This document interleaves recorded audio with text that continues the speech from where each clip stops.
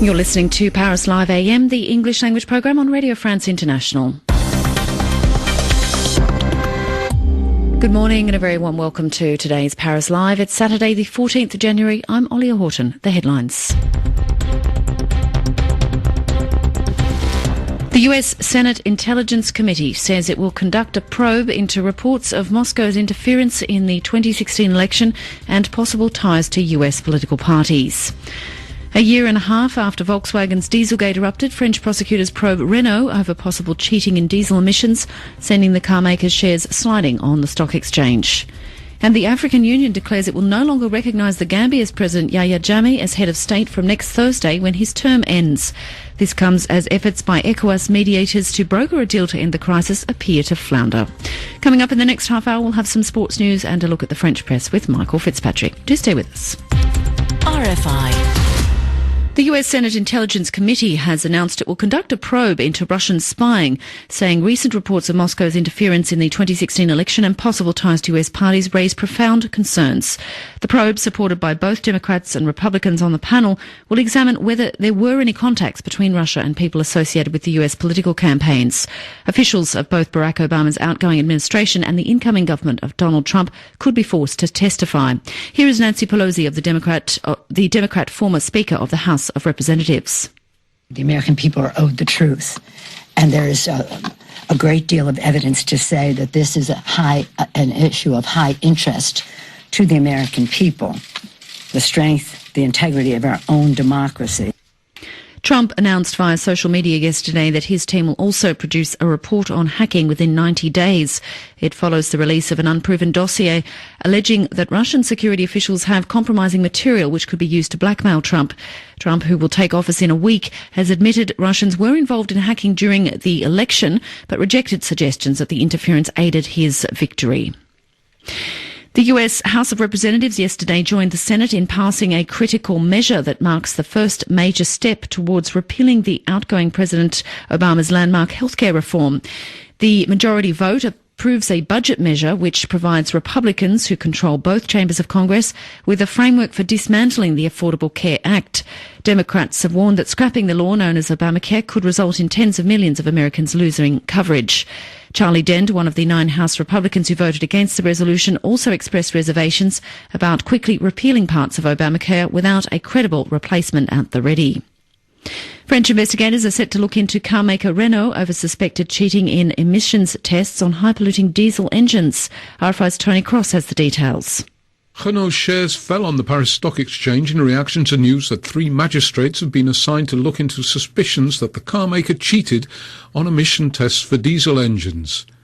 The accusation arises from tests on motor vehicles sold in France, ordered by the government following 2015's Dieselgate scandal, in which Germany's Volkswagen was accused of emission tests fraud.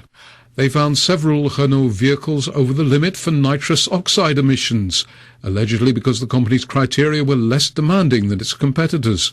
Renault denies any cheating, saying it has always respected French and European law and insisting that its vehicles are not fitted with software for fraud of pollution rules.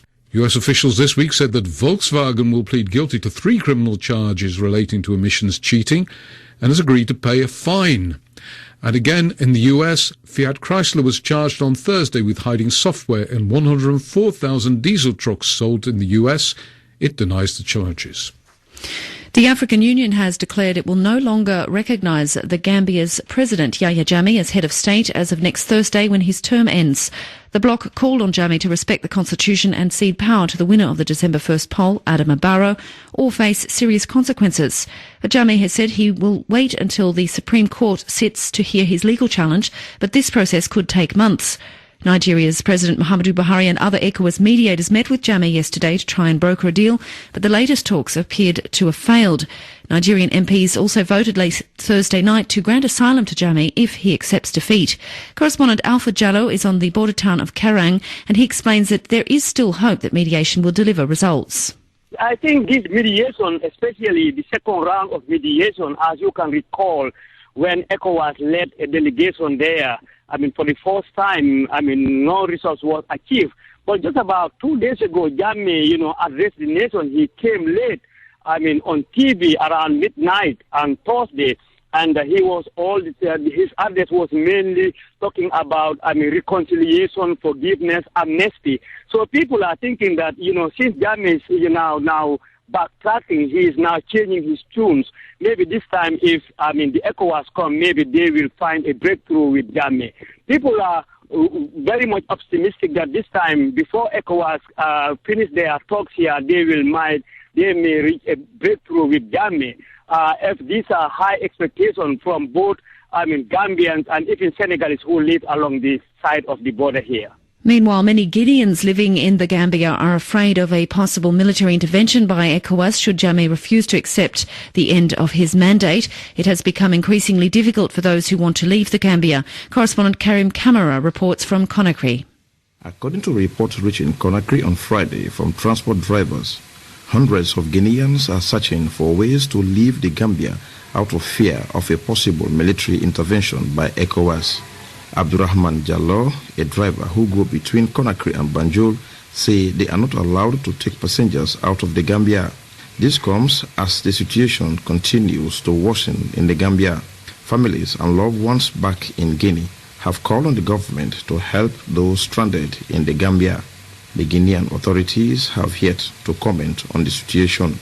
Reporting for Radio France International, I am Karim Kamara in Conakry.